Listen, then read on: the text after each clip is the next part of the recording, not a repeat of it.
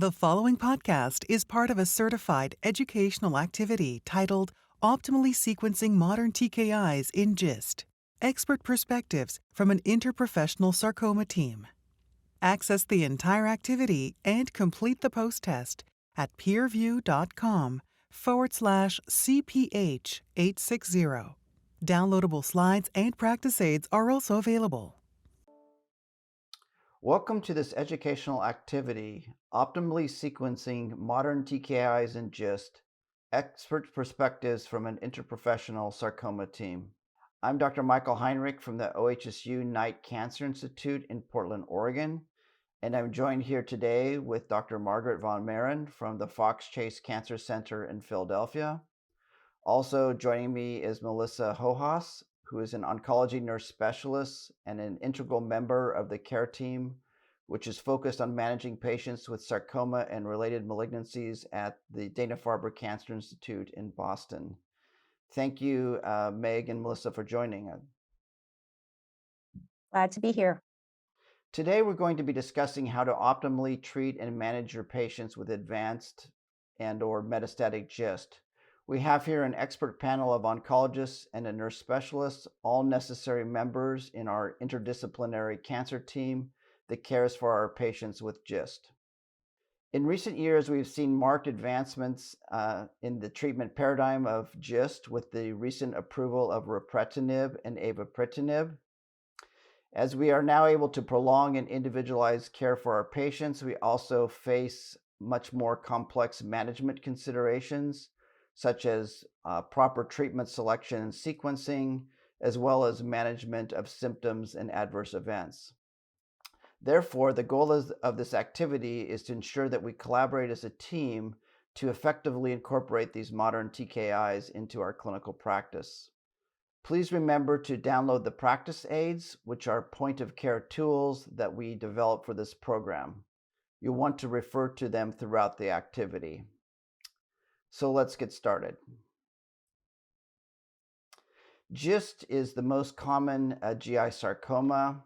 It arises from pacemaker cells in the GI tract. It can arise anywhere along the GI tract, but is most common in the stomach, followed by the next most common site, which is the small intestine. There is a similar male and female incidence. The highest incidence is in the age group of 40 to 60 years of age. GIST in the United States has an incidence of 14.5 per million annually and a prevalence of 129 per million. Prior to the year 2020, the three approved TKIs, Imatinib, Synitnib, and Rugarafnip, which were all type 2 multikinase inhibitors. These type of inhibitors bind to the ATP pocket of KIT or PDGFRA only when it's in the inactive formation. A problem was that secondary mutations in the activation loop shift the protein conformation towards the active state, which reduces the ability of these drugs to bind the inhibitor. Also, complex intra and intertumor heterogeneity of resistance mechanisms make global tumor control difficult. So recently, two modern tyrosine kinases have been approved to address treatment resistance. These include Raptinib, which provides broad-spectrum KIT inhibition and is currently approved in the fourth line or later, and Avapritinib, which is a highly targeted but narrow-spectrum inhibitor with activity against PDGFRA D842V and currently approved for GIST harboring PDGFRA exon 18 mutations, including the most common form of that mutation, which is D842V. In the first half of the activity, we'll review the latest data that support the use of these modern TKIs for GIST.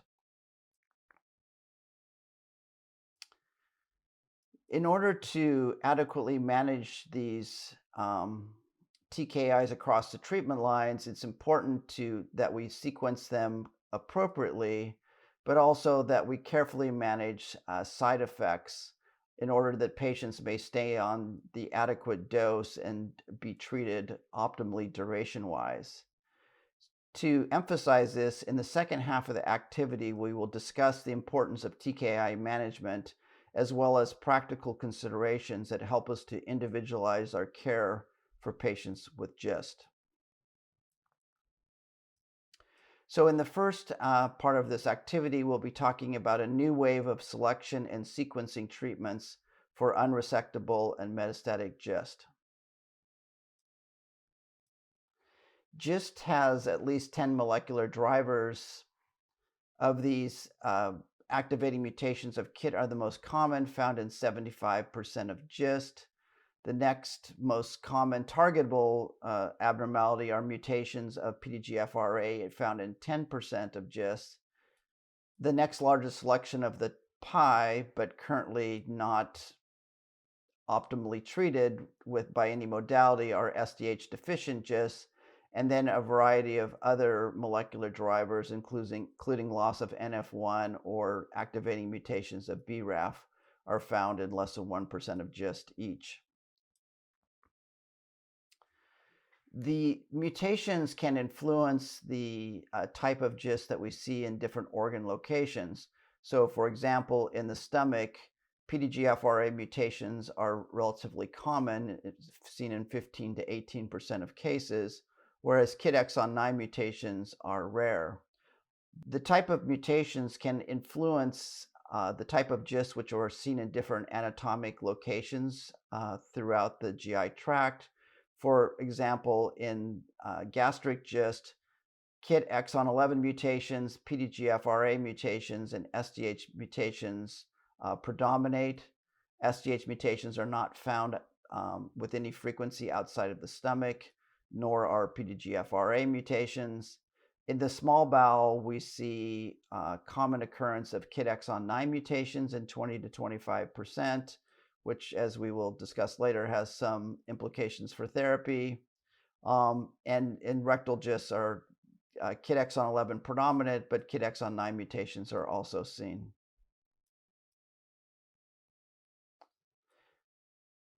So just to briefly overview the management of advanced metastatic GIST, the important starting point is a mutation analysis to define the molecular abnormality. As discussed previously, there are many drivers, some of which are targetable by our conventional agents and some of which are not. The most important initial branch point is to determine that a KIT mutant GIST is present, which will then start the sequence of KIT inhibitors, Imatinib, followed by Synitnib, followed by Rugarafnip, followed by Raptinib, and we will discuss all of these. Alternatively, if the GIST has a PDGFRA mutation, especially one of exon 18, we would move to Avapritinib for first-line therapy. We won't be discussing multidisciplinary care with surgery for advanced metastatic GIST, but this is certainly a consideration in many sarcoma centers. Meg, could you review the data that led to the approval of the 3 previously approved agents, Imatinib, Synitnib, and Rugarafnip? I'd be happy to. So Imatinib was studied in a variety of trials starting from phase 1 through phase 3. And this PFS Kaplan-Meier curve represents data from the EORTC-led trial comparing 400 milligrams daily to 800 milligrams or 400 milligrams twice daily. And I think the important take-home point in these patients who had advanced unresectable GIST is that the dose of Imatinib, to a large extent, really does not make a significant difference. And so we typically say 400 milligrams a day is the standard of care for these patients. The median progression-free survival in this trial was 1.7 and 2 years respectively. Many people have asked the questions when this drug was first developed is, do we need to continue therapy forever? And the French sarcoma group did a series of cohort studies evaluating the benefit in patients whose disease had been controlled or had complete response, in which they stopped Imatinib therapy at either 1 year, 3 years, or 5 years, and then saw the outcomes of these patients. And what you can see at all time points is that the dark blue curve, which is on top, has a superior progression-free survival compared to the light blue curve, which represents the patients who stopped their therapy. Now, interestingly, over time, that progression-free survival seems to improve, particularly when you are out at 5 years. And this may just represent that we've selected out patients who have the more imatinib-sensitive types of tumors, such as exon 11, and we've lost patients who may have exon 9 that tend to be more aggressive and have a somewhat shorter progression-free survival on imatinib standard dosing.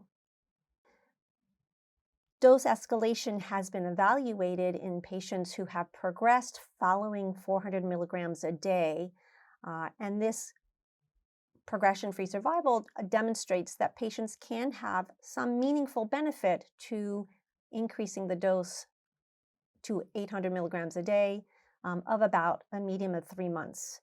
This progression-free survival curve analyzes the benefit of increasing imatinib from 400 milligrams to 800 milligrams a day, and you can see that the median PFS was 3 months. And analyzing mutations, patients who have exon 9 do seem to have potentially a better benefit of the higher dose, and some of us will have patients escalate to 400 milligrams twice daily or 800 milligrams if we know the patient has an exon 9 mutation. After imatinib was approved, we then had Synitnib, and Synitnib also targets KIT and PDFR, but also includes VEGF receptor as one of its targets. It has many more targets than imatinib, and you can see in this randomized, double-blind, placebo-controlled trial that patients on Synitnib had an improved time to progression as well as overall survival probability. The median PFS for Synitnib was 27.3 weeks compared to 6.4 weeks, with overall survival benefit again noted that was not statistically significant, but there did seem to be a difference overall. So this is the approved second-line therapy. Notably, when Synitnib was tested, it used 50 milligrams 4 weeks on and 2 weeks off, as is used in renal cell carcinoma. Based on patients developing symptoms during the 2-week break, as well as early studies that showed reactivation of metabolic activity by PET scans during the break, a study was evaluated Synitnib 37.5 milligrams daily. This was a phase 2 study that did not compare it to the standard dosing, but you can see that the median PFS in this group of patients was 34 weeks, which is comparable, if not slightly longer, and the median survival was also comparable. So this is a dosing schedule that is commonly used in many patients for management of advanced GIST. Rugarafnip was the third drug approved for advanced metastatic GIST. This again was a placebo-controlled trial. It was randomized 2-to-1, and again, Rugarafnip proved to be superior to placebo in terms of progression-free survival. In terms of overall survival, there was not a significant difference, and this trial did have crossover to Rugarafnip. The median PFS for Rugarafnip was 4.8 months, and again, patients on placebo had a very short progression-free survival of approximately 1 month.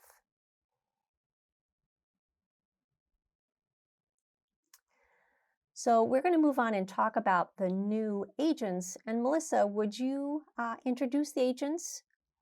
Thank you. So 2020 was an exciting year with 2 new TKIs approved for GIST. Raptinib was FDA approved in May of 2020 and is coined the switch control kinase inhibitor or switch pocket inhibitor.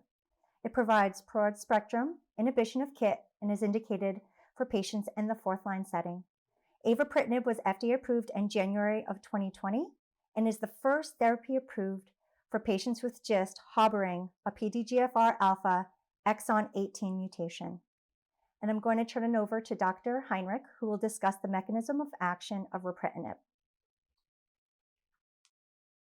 So Raptinib is unique compared to the kinase inhibitors we've discussed thus far. It's a direct switch pocket inhibitor. So all the other drugs that we discussed, Imatinib, Synitnib, and Rugarafnip, bind into ATP binding pocket, so they compete out ATP, and then ATP is the energy source for the kinase. In contrast, Raptinib binds to the switch pocket.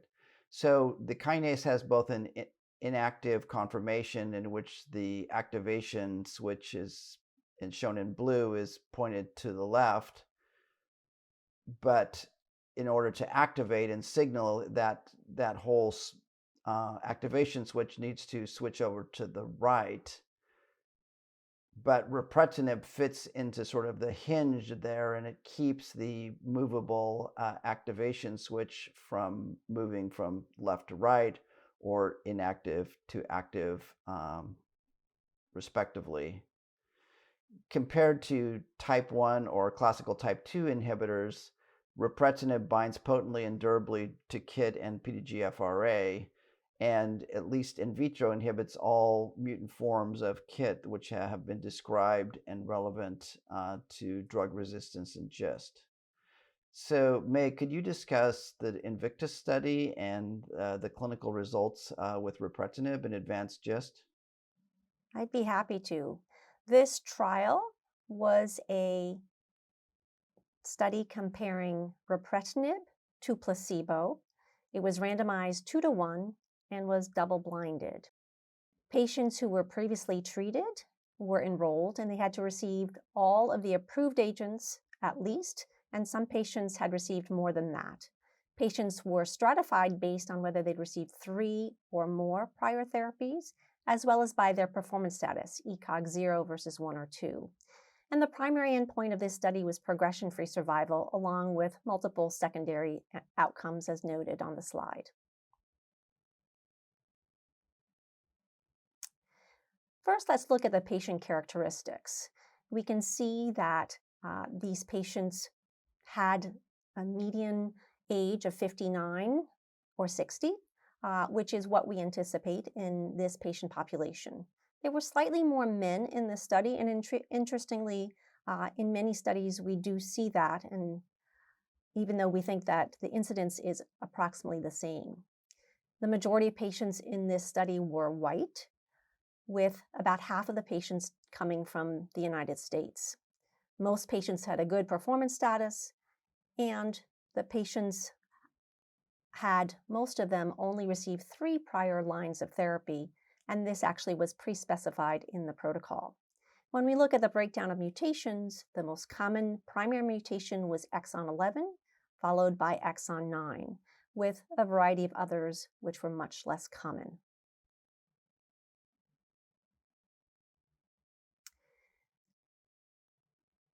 The primary endpoint for this study was progression-free survival, and you can see that Raptinib was superior to placebo with a progression-free survival of 6.3 months, with placebo 1 month, and this was statistically significant.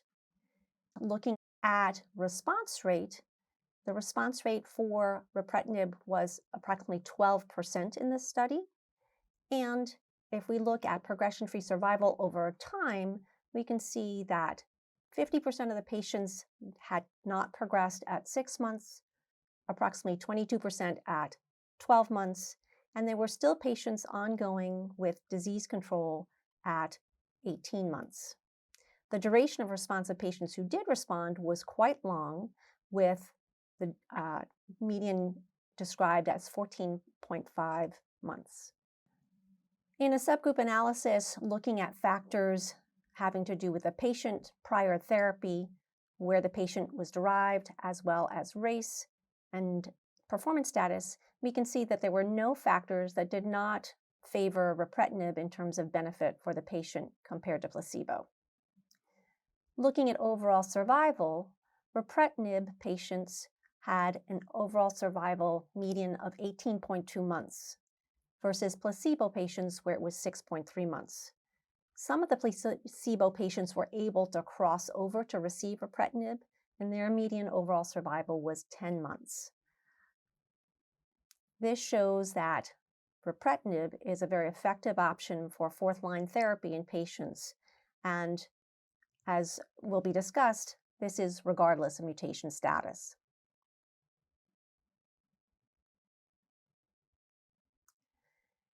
This spider plot gives you a sense of the length of time that patients who responded to Raptinib continued to have disease control.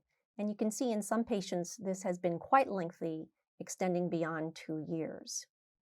So looking at the side effects noted on the Invictus trial, there are some side effects that are common with Raptinib. And first is alopecia. We don't see this in many other TKIs, and so it's one of interest.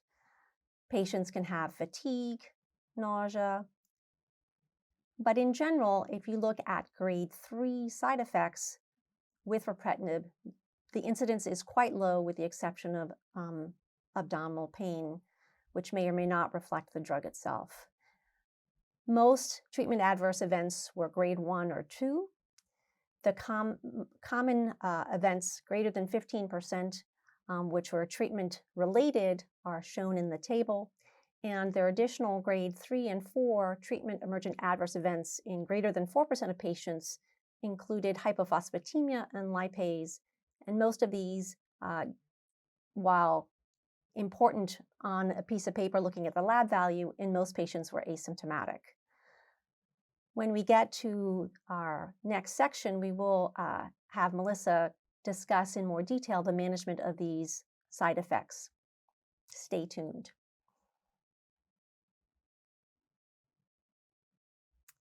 Mike, can you talk about the distribution of mutations in the Invictus trial? Yes, so this was quite an interesting aspect of Invictus because it incorporated both tumor biopsies, which is a traditional way of looking for resistance mutations, but also liquid biopsies, which are circulating tumor DNA. Shown here is protein residues that were mutated, and the height of the stacked circles represents the number of patients with the different mutations. You can see that in general, the most common sites of mutations were exon 13, particularly the V654A mutation, or exon 17, with a broader distribution of affected codons, including 809, 816, 820, 822, 823, and 829. A subgroup analysis was performed to look whether or not there was any particular mutation profile or combination of mutations in a profile that would predict for greater or lesser activity of Raptinib. And as you can see here, clearly for all patients, Raptinib was better than placebo. But for all of the listed combinations of any exon 11 paired with anything else, or any KIT exon 9, or breaking out the resistance mutation, any 13, any 17, irregardless of what else was found, you can see that Raptinib provided benefit superior to placebo. This study results therefore show that this was a complex patient population with heterogeneous mutations determined both using tissue and liquid biopsy, but Raptinib provided clinically meaningful benefit across the mutation subgroups when compared with placebo. Therefore, these results support the use of Raptinib as a fourth-line therapy in patients with advanced GIST, irrespective of what mutations may be found on biopsy or circulating tumor DNA analyses. So with the use of Raptinib in the fourth line, we now have the problem of patients who progress on Raptinib in consideration of potential fifth-line setting. It should be noted that there are no approved agents for the fifth line, so everything I'll be discussing is off-label. Drugs that have been studied previously include sorafenib, nilotinib, pazopanib, combinations of everolimus plus TKIs. All of these were based on phase 2 studies, which were all conducted prior to the approval of Raptinib and some prior to the availability of Rugarafnip, so we're not quite clear how that translates to the modern era. We'll discuss later whether or not we can dose escalate Raptinib in some patients as a fifth-line option. For PDGFRA D842V mutant GIST, we could consider dasatinib, or we could consider avapritinib off-label based on its activity for KIT exon 17 secondary mutations. Of course, we would all say that if there's an available clinical study in this fifth-line setting, that should be strongly considered. So we've talked about Raptinib in the fourth line, but it's also been tested in the second line. Meg, could you comment on that?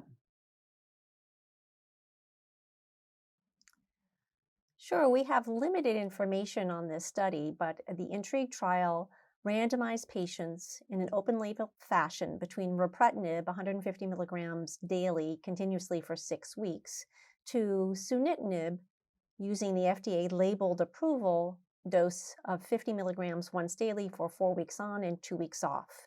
These patients were randomized 1-to-1, and the primary outcome of this study was progression-free survival. And recently reported in a press release and not in peer-reviewed publication, the primary endpoint of this study was not met. So we look forward to hearing more information and understanding these results in a more detailed context. So we've heard a lot of the exciting information about how to manage advanced KIT mutant disease, but we also have made strides with PDGFR mutant GIST. So Mike, could you go through the information with avapritinib? Yes, thank you. So to put this in context, historically patients with PDGFRA D842V mutant GIST have not benefited from TKI therapy. Shown in the left is a registry study showing progression-free survival, showing that the progression-free survival with patients with D842V mutant GIST treated primarily with Imatinib is extremely short, less than 6 months, more in the range of 3 months. As shown in the right, it doesn't matter which agents historically that we've used for these patients, Imatinib, Synitnib, or other TKIs, none of them have provided any significant PFS benefit. So this remained an unmet medical need prior to the approval of avapritinib in 2020. So avapritinib was intentionally designed to be more potent against these activation loop mutations, of which PDGFRA D842V mutation is kind of our lead example. Shown here are examples of the potency of avapritinib against standard KIT exon 11 mutations, some KIT secondary mutations, but importantly, at the bottom, it's extremely potent with sub-nanomolar potency against the PDGFRA D842V mutation. So this drug was studied in a phase 1 study known as Navigator. And so patients with metastatic GIST following at least 2 lines of prior therapy, although this was changed later on to allow patients with D842V mutant GIST without prior therapy to be included. But that came later in the study. So the standard phase 1 dose escalation was performed to identify the recommended phase 2 dose given as once daily dosing. And in particular, based on its preliminary activity against PDGFRA D842V mutant GIST, a cohort of patients with PDGFRA exon 18 mutant GIST, most of whom had D842V, was studied in the dose expansion phase. Shown here on the top left are the progression-free survival results for the patients with the exon 18 PDGFRA mutations. The vast majority of them were D842V, And you can see that the progression-free survival here is not currently reached. The same for overall survival. And again, for historical context, on the right, we see that the progression-free survival curves were very poor for any of the previous agents. So these results have been transformative for the management of patients with PDGFRA exon 18 mutations, the vast majority of which represent patients with D842V mutations. May, can you talk a little bit about the safety profile and additional clinical testing of avapritinib in advanced GIST? Sure. When I speak to my patients about avapritinib, I commonly tell them that this is a drug that is, in terms of side effects, more like Imatinib. So we see nausea, fatigue, fluid retention as common side effects. One side effect that is different and we'll speak more about in terms of management are the cognitive side effects. So Melissa will help us with understanding how to evaluate this and manage it. In summary, though, the treatment-related grade 3 and 4 events that occurred in about 57% of patients, and really the most common thing is anemia, and something to be mindful of because it does contribute to fatigue as well. The phase 1 Navigator trial in patients who had non-PDGFR alpha mutations in exon 18 did show a 22% overall response rate, with 41% of patients having clinical benefit. This led to the testing in the third-line setting of avapritinib as compared to Rugarafnib. So patients in this study were receiving treatment in either the third or fourth line and had not received Rugarafnib. This study also did not meet the primary progression-free survival endpoint.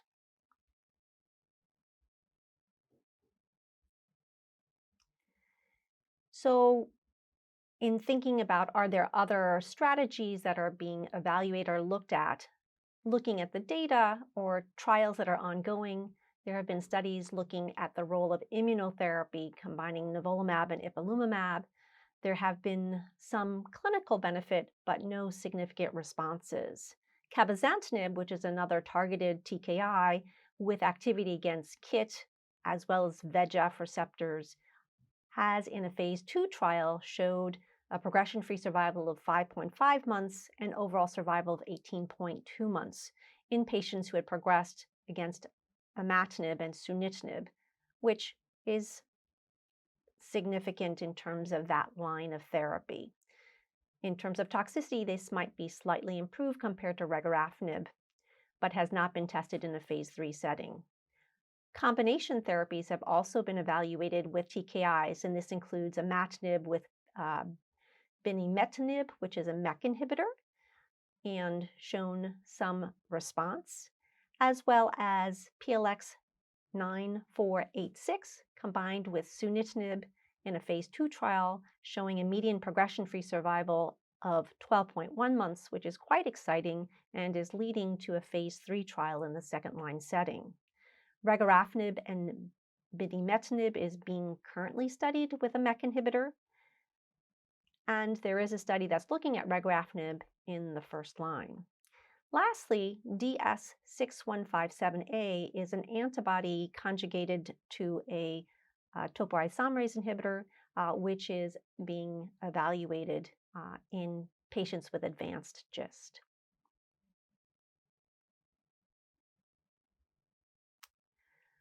So, Mike, I think we've gotten to the end. Would you like to provide us with a summary of the data that we have to date?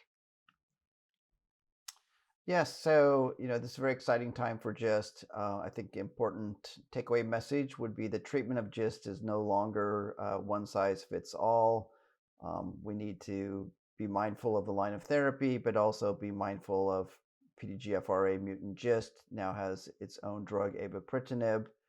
And we will be leading in the second half of our activity to talk about how multidisciplinary care is needed to personalize treatments. So we're not just giving lines of therapy, we're treating patients. In the last 2 years, we've had 2 new treatment options be approved, And as Meg just discussed, ongoing clinical trials lead to optimism that there'll be more approved agents in the future. Having reviewed all of the clinical evidence for our approved lines of therapies, we now move into the second part of this activity where we talk about individualizing the care. So we'll be harmonizing interprofessional care with evidence-based TKI strategies for patients with unresectable and/or metastatic GIST. And this will be a panel discussion that will be led by our nurse specialist, Melissa Hojas. Thanks, Dr. Heinrich.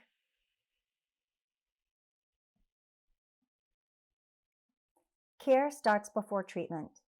We want to reassure and remind our patients that they have choices when a treatment plan is being established, and that their clinical team will be there to help, guide, and support them through their cancer journey. The most important way the care team can help patients prepare for treatment is clear expectations of the possible good and bad outcomes, continuous ongoing education, and open, consistent communication. We want to ensure that the patients understand what upfront assessments are needed and why we are ordering such tests.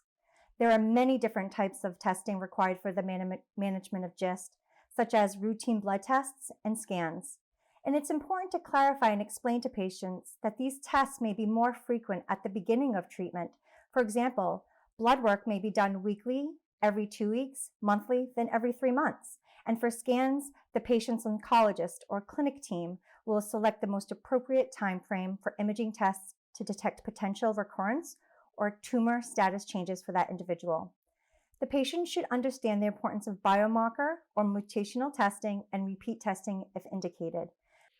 It's important to discuss their cancer staging and be prepared to discuss prognosis, because some of my patients, that's the first thing they ask. How long will I live with this disease, and will I die from this? Reviewing the standard treatment options with the patient can be very helpful. It can alleviate stress.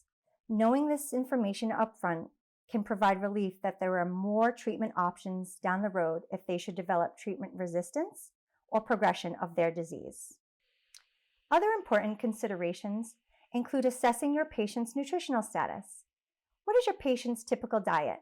Do they have underlying health conditions that place them at risk for malnutrition? Do they have allergies to certain foods? Does the patient have a surgical history that would pose digestion problems or absorption difficulties? It should be a priority to make a referral to your institution's dietitian or nutrition program, as this can help optimize nutrition status prior to initiating therapy. It's important to assess the patient's support system. Do they have a support person like a family or friend who can attend appointments or can be on the phone during their appointments to write down important notes for the patient? Patients can be under a tremendous amount of stress and may not retain all of the information that is said to them. Patients should have a primary care physician to help with coordination of care, referrals, and simple, uncomplicated local management. Getting social work involved with your patients at diagnosis is key for both mental and physical needs, such as access to support groups, making patients aware of integrative therapy support. For example, at Dana-Farber, we have the Zakim Center for Integrative Therapies and Healthy Living.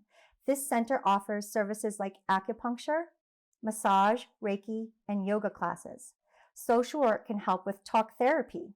They can help with transportation needs, such as taxi or plane vouchers. They can help with meals like gift cards for groceries and accommodation needs. Most patients may not live close to their medical center and may need help finding short-term or long-term accommodation. Encourage your patients to stop smoking and cut down on alcohol intake. And lastly, conduct the teach-back technique when reviewing the treatment plans. And education doesn't end here. It's continuous throughout treatment, at every visit or managed over the phone. Supportive care is critical. The primary goal is to have good patient outcomes, where the patient is getting the most out of their treatments. Supportive care can improve the patient's quality of life by helping them manage physical and emotional symptoms. It eases the coordination of care between providers. It can help with compliancy to treatment, and it can help patients make the best treatment decisions. Importance of treatment adherence. Despite the efficacy of GIST treatments, Adherence to treatment can prove challenging and difficult. Treatment adherence is an important issue to discuss with your patients, and expectations should be set prior to treatment initiation. Some helpful suggestions include keeping a calendar or paper diary and having the patient mark each time the medication is taken. You can find sample diaries online by going to the American Cancer Society webpage. Setting an alarm or an electronic reminder. And there are also easy apps that you can download on your phone or tablet. Storing the medication in a location where it is visible every day or aligned to your daily routines. Asking a family or friend to help you with the dosing reminders. And at our medical center, we have our pharmacist call the patient during the first week of dosing to go over administration directions, side effects, and answer any questions they may have. It's important also to discuss with your patient and to ensure that they understand that the clinical team may hold their doses or lower the dose of their medication to achieve a better toleration, minimize adverse events, or allow the patient to recover from side effects. In the following slides, we will be reviewing the management of adverse events for the approved TKIs, and we will be including a patient case to follow along the standard treatment algorithm. Our patient, Carl, is a 73-year-old man who presented to the ER with iron deficiency anemia and abdominal pain. Imaging showed a primary gastric tumor with liver and peritoneal metastases. Patient is an avid golfer with past medical history significant for mild hypertension, currently taking lisinopril, BPH for which he takes Flomax, and mild GERD taking Prilosec. Pathology report, and this is really important to highlight, showed exon 11 KIT mutant disease. The multidisciplinary care team decided to place the patient on first-line Imatinib at 400 milligrams daily. Drs. Von Muren and Heinrich, do you agree with the recommendation?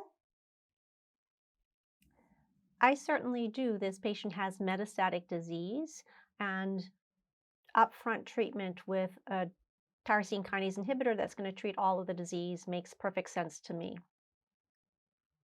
I also agree, and I think the important point here to emphasize is that without the mutation testing, we would be unclear what we should be doing because patient may not benefit from Imatinib with other types of mutations.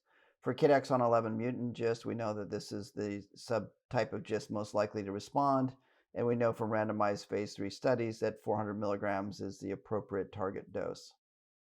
AE management of Imatinib. The most common side effects include fluid retention, including periorbital edema, and you'll want to discuss dietary recommendations with your patients, such as starting a low-salt diet. You can have them place cucumbers on their eyelids.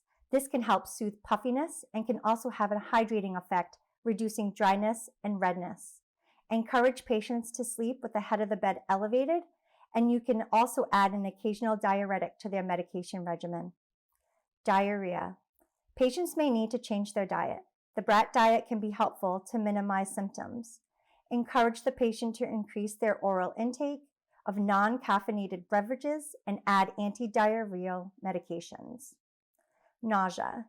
Take drug with a meal and a large glass of water. You can shift administration time, sometimes taking it at night. The patients may sleep off the side effects. And you can use an anti-nausea medication when necessary or a daily premedication prior to dosing. Fatigue. Incorporate naps or frequent rest periods throughout the day. Do some gentle exercise daily, like walking around the block. You can shift the administration time as well as encourage the patient to increase the protein intake by adding protein shakes, supplements, and protein water to their diet. You may want to work up their labs to rule out any iron deficiencies. Muscle cramps. Encourage increased oral hydration, replete electrolytes as needed, and patients can take a multivitamin with vitamin D daily. Rash. Skin changes may occur and may require referral to a dermatologist. Steroidal creams or ointments or oral steroids may be prescribed for treatment. And lab work abnormalities. You want routine monitoring of blood work to include a CBC with DIF, comprehensive panel including liver function tests.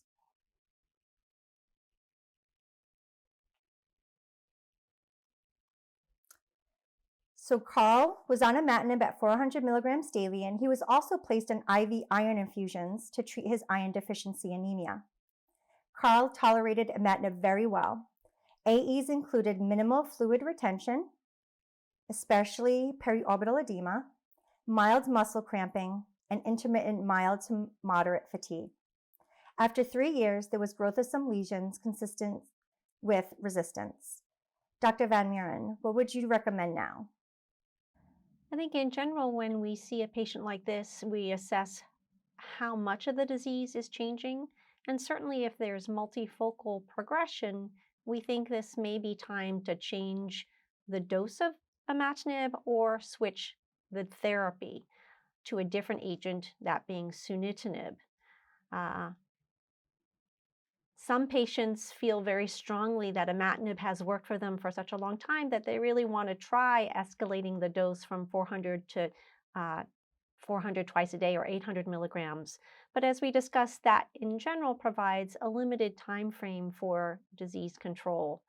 So I think it's really a discussion with the patient about, are we going to continue with a higher dose of Imatinib or switch to Synitnib?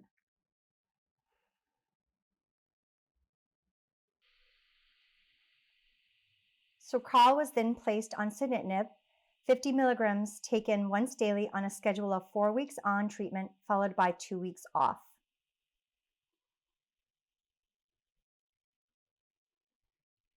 Considerations for Synitnib.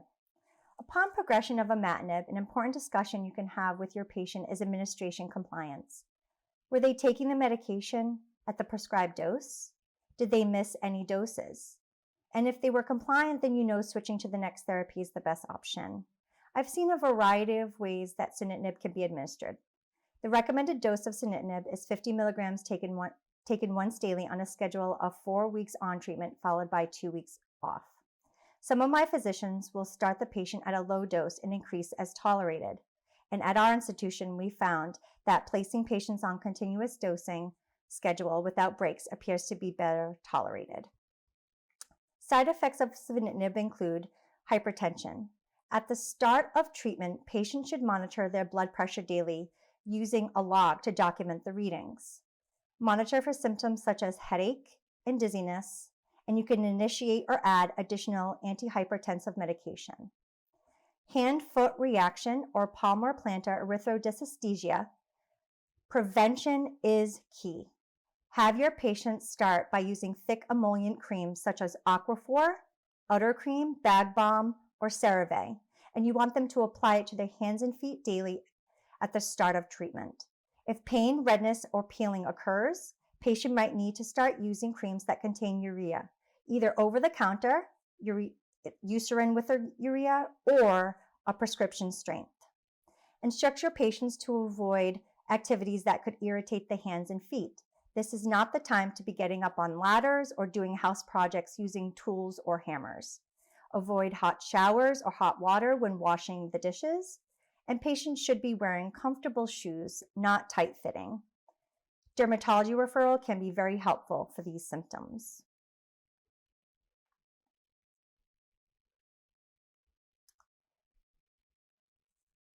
Additional side effects include nausea, vomiting, and diarrhea, and we have already discussed management on the previous slides.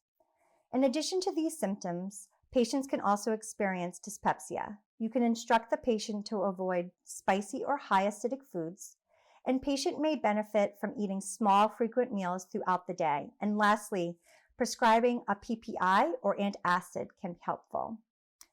For weight loss and loss of appetite, try having your patient increase their protein intake in their diet, add dietary supplements, and refer the patient for a nutrition consult. Taste changes may occur as well as mouth pain, burning, or redness of the mouth. Good oral hygiene is key. Encourage the use of children's toothpaste and non-alcohol containing mouth rinses such as biotin products. Incorporate salt water and baking soda rinses to be performed up to 4 times a day. For some patients, prescribing Magic Mouthwash, which is a mixture of Benadryl, 2% lidocaine, and Maalox can alleviate some mouth pain and help the patient take in more calories. You can have the patient apply this solution by using a Q-tip to specific painful areas of the mouth prior to eating. For some patients, a referral to the dentist might be warranted, as they may want to prescribe dexamethasone rinses for mouth pain and inflammation and clonazepam rinses to help reduce taste changes. Fatigue, as discussed on the previous slide, you'd want the patient to rest, do some gentle exercise. You can shift the administration time of the medication, and again, labs to rule out iron deficiency anemia. Lab work abnormalities, continue with the routine testing of monitoring of the CBC with DIF, comprehensive panel with LFTs and thyroid function tests, replete electrolytes as necessary, and add thyroid hormone replacement therapy if warranted. Okay, so the patient was on Synitnib 50 milligrams, taken once daily on a schedule of 4 weeks on treatment followed by 2 weeks off. He developed significant hypertension within the first month of treatment. Synitnib was dose reduced to 25 milligrams daily, and an additional antihypertensive medication was added to his regimen. He later developed intolerable diarrhea and moderate hand-foot, which interrupted his golf game. After 6 months on Synitnib, imaging revealed new areas of tumor. Dr. Heinrich, what would you recommend now? Well, it seems that the patient is developing evidence of resistance to Synitnib. We could consider changing him to continuous dosing. We sometimes get a little bit more mileage out of that, but in general, the standard treatment change would be to switch to third-line Rugarafnip.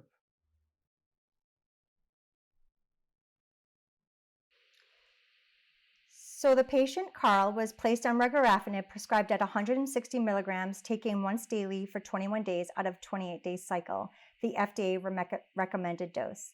Dr. Heinrich and Dr. von Maren, do you agree with this recommendation? Well, I think, as Dr. Heinrich said, this is the FDA next line therapy. I think one of the important aspects of taking care of patients with Rugarafnip is that it may be best to titrate their dose, starting at a slightly lower dose, making sure they can tolerate, and then increasing once they've shown they can tolerate the medication. Mike, is that how you manage your patients? Yeah, I agree. I mean, we know that only about half of patients could tolerate this dose. So in patients who really need a response, I might start high and go low. In people who have a lot of side effects residual from Synitnib, but not having explosive growth, I might start lower and go up. But the key is close management, close monitoring, because you oftentimes are going to need to switch the dose, or at least introduce some dose interruption. So here are some considerations for Rugarafnip. We have here the same hand-foot that we see in Synitnib. And what I would add here is I would want my patients, and I would encourage them to soak their hands and feet in Epsom salt baths. And some of my patients also find a pumice stone helpful, as this can remove dry, dead skin. It can also soften calluses to reduce pain from friction. And lastly, it's probably a good idea to refer these patients to dermatology or podiatry at the first signs of hand-foot, so that the patient can be supported with their help. And similar to Synitnib, Rugarafnip can cause hypertension, diarrhea, loss of appetite, nausea, and fatigue, and the same recommendations can be applied from the previous slide. Hoarseness. Recommend good oral hygiene, stop baking soda rinses or saltwater rinses, and if severe, refer the patient to ENT. And lab work would be the same. You want to monitor CBC with DIF, comprehensive panel with LFTs and TFTs, and replete electrolytes as necessary.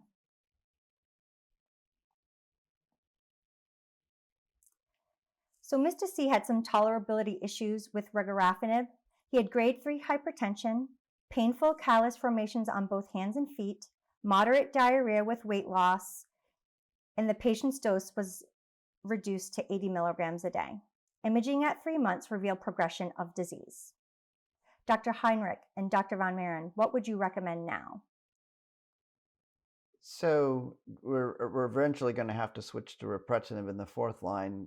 Depending on tolerance, since the patient's at 80 milligrams, we could consider going higher to 120 or 160 milligrams a day, but only if we thought the patient would actually be able to tolerate it, and realizing that that probably will still not provide the disease control we're looking for. Yeah, this patient to me sounds as if their ability to tolerate a higher dose is probably not likely. And so I think Raptinib is the next step for this patient. And I agree with that too. Thank you. The standard dose of Raptinib is 150 milligrams daily based on the Invictus trial. The safety of Raptinib was established across a broad range of patients, and the Invictus population was the most heavily pretreated cohort ever studied in a phase 3 randomized fourth-line GIST setting. Around 37% of patients have received greater than or equal to 4 prior treatments, and some of the patients as many as 7. The most common adverse events included hypertension, constipation, diarrhea, hand-foot fatigue, myalgias, decreased appetite, nausea, vomiting, abdominal pain, alopecia, and anemia. During the Invictus trial, no patients receiving Raptinib required a dose modification due to hypertension. Myalgias was observed in 32% of patients taking Raptinib and only 12% in the placebo arm. Treatment recommendations include nonsteroidal anti-inflammatories and encourage the patient to increase their oral hydration. The most notable adverse event was alopecia. Alopecia occurred in around 50% of patients treated with Raptinib as compared to about 5% in the placebo arm. This symptom is not common with other TKIs, and it can be very, very devastating to patients. Some helpful management suggestions include encouraging the patient to gain support from their local hairstylist, using gentle shampoos, sun protection for the scalp, avoid excessive heat from blow drying, talk to the patient about picking out a wig prior to treatment start. Scarves, head wraps, or hats can be helpful. Meet with social work to discuss symptoms, and talk to a dermatologist about prescribing medications. I know with our program, Rogaine was very helpful in this situation. Lastly, dose modifications are not recommended for alopecia, and we would encourage that the patient remain on full dose to try to maintain the full clinical benefit of the drug. Due to these minor adverse events observed, patients reported an improved quality of life and general functioning versus placebo, and this is incredible news for a heavily pretreated population. In the Invictus trial, we also saw about 3 to 5% of patients developing cutaneous malignancies. This would be melanoma or squamous cell carcinoma. Some considerations include a baseline dermatologic assessment prior to initiating treatment and routine dermatologic evaluations during treatment. Raptinib can be managed without a dose modification or interruption in dosing during this time. If a patient does progress, patients may benefit from increasing their Raptinib dosing to 150 milligrams twice daily, and Dr. Van Muren will discuss the post-hoc analysis. So in both the phase 1 trial as well as in the Invictus trial, patients who progressed on 150 milligrams a day were afforded the opportunity to increase the dose to twice daily. And they evaluated the progression-free survival 2, which is that for the higher dose therapy. And in both of these settings, there was some benefit.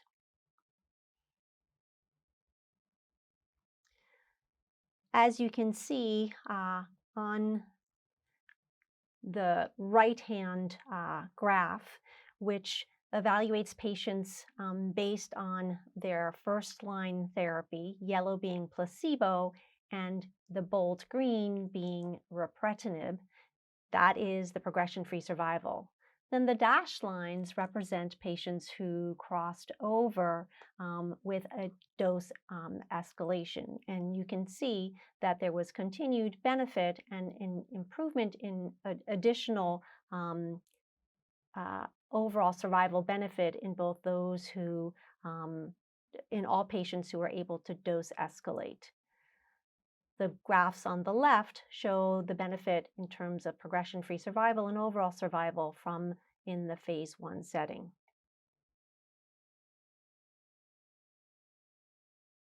What if the patient was identified as having a PDGFR alpha D842V GIST and received avapritinib? Avapritinib is now considered the first-line therapy for these patients. Common toxicities include fluid retention, as seen with imatinib therapy, and anemia. And thankfully, with avapritinib therapy, patients do not experience hand-foot. Clinicians need to be aware of neurological toxicity, which can present to mild to severe memory issues, change in personality, and bleeding in the brain. It's important to assess the patient's neurological status at each clinic visit. Instruct the patient to call with any signs and symptoms of mental status changes.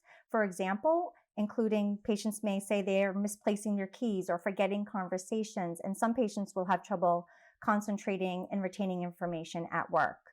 Prior to initiating therapy with avapritinib, it's helpful to have the patient discuss these potential symptoms with family or friends so that they can help report any mental status changes to the clinician team.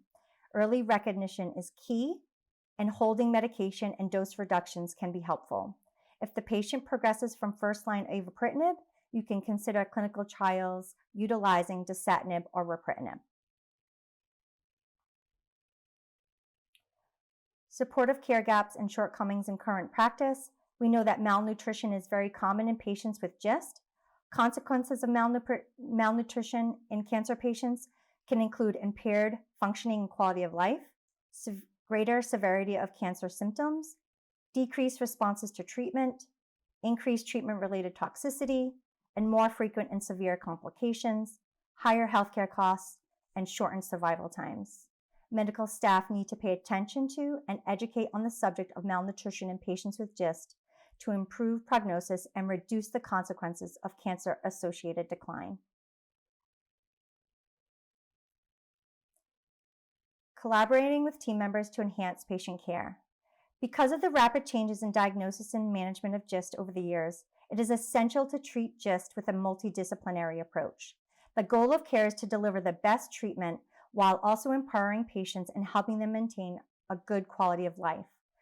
The multidisciplinary care is a team approach involving a group of experts and healthcare professionals, such as physicians from various disciplines, surgical, medical, radiation oncologists, pathologists, and diagnostic imaging experts.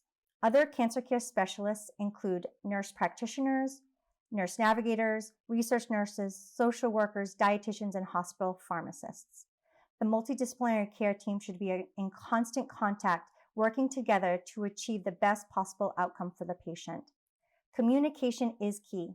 A coordinated multidisciplinary approach over the course of the patient's disease will serve to enhance communication amongst the GIST team members, reducing the risk of progression, optimizing treatment outcomes, and improving the patient's quality of life. Thank you, Megan and Melissa, for providing multidisciplinary instruction on the treating patients with advanced GIST. It was fun to do. Yeah, thank you. Yeah. And thank you to the audience for joining us today. Just to briefly summarize, this is a very exciting time in GIST therapy as we have 2 new agents approved in the last 2 years. So it's very exciting that we have more options for our patients. But as we've tried to emphasize, we need to correctly sequence these drugs to receive the optimal benefits for our patients. And we need multidisciplinary collaboration so that we can safely, effectively administer these medications. Thanks again for your participation and attention, and we hope you found this activity informative and useful for your practice. Thank you for listening. Download materials and complete the post test for instant credit at peerview.com/CPH860. This activity is supported by an independent educational grant from Deciphera Pharmaceuticals. This activity is certified by Medical Learning Institute, Incorporated. This activity is developed with our educational partner, PVI, Peerview Institute for Medical Education.